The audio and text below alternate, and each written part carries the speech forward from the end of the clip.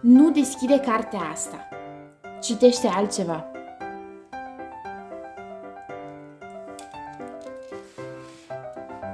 Pentru George.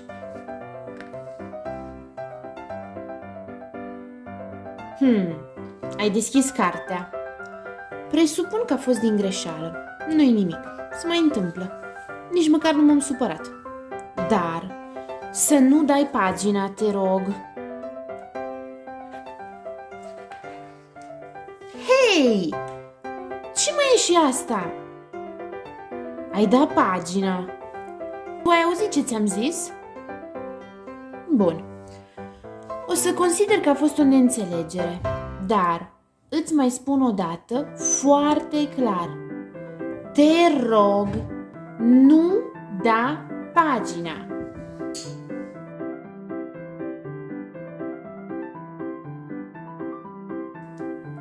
Ce faci? Tocmai ți-am zis să nu dai pagina. Nu cred că n-ai auzit. Uite ce e. Când ai deschis cartea, am fost mai mult decât înțelegător, dar deja te întrești cu gluma. Orice ar fi, te rog, nu da pagina.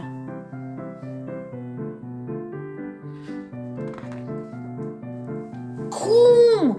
Iar ai dat-o? Te-ai nebunit de tot?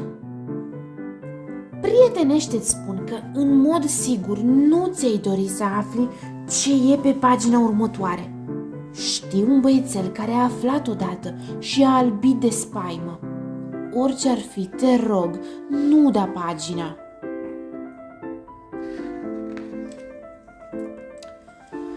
Bine, povestea cu băiețelul care a albit nu era adevărată.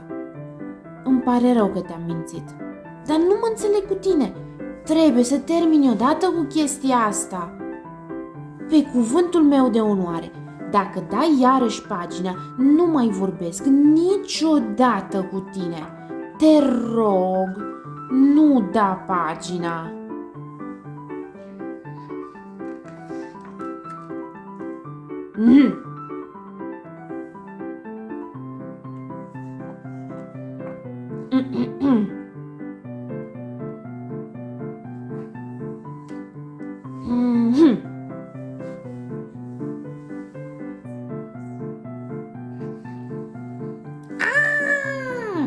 Iar ai dat-o! Chiar și după ce nu te-am mai băgat în seamă. Foarte bine. Dacă nu închizi cartea imediat, o să le spun părinților tăi cu ce te ocupi. Serios. Te rog, nu da pagina.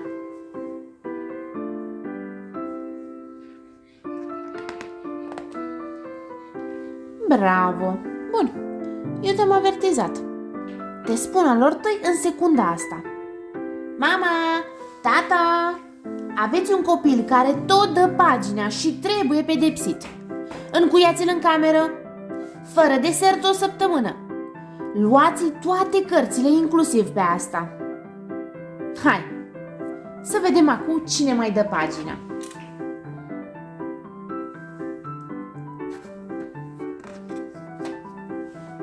O, Doamne, chiar nu te poți abține. Te rog, nu mai da pagina. Vezi, m-ai făcut să plâng. Te implor, e periculos. Dacă ajungi la finalul cărții, s-a zis cu mine. Fac orice.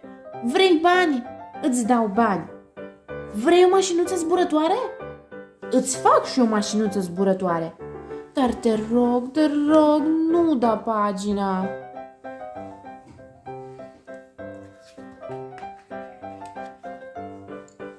Na. Se pare că nu se poate discuta cu tine. Hai, dă pagina. N-ai decât. De fapt, asta și vreau să faci. Serios? Dă-o.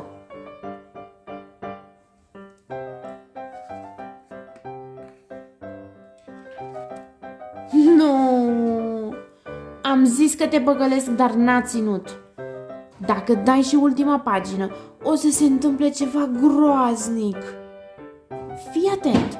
O vrăjitoare rea m-a prevenit mai de mult că Dacă se va găsi vreodată cineva care să reziste până la ultima pagină a acestei cărți, ea o să mă prefac în broscoi.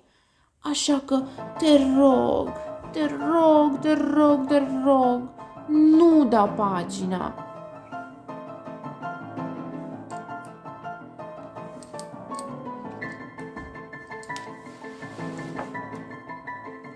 Mulțumesc frumos!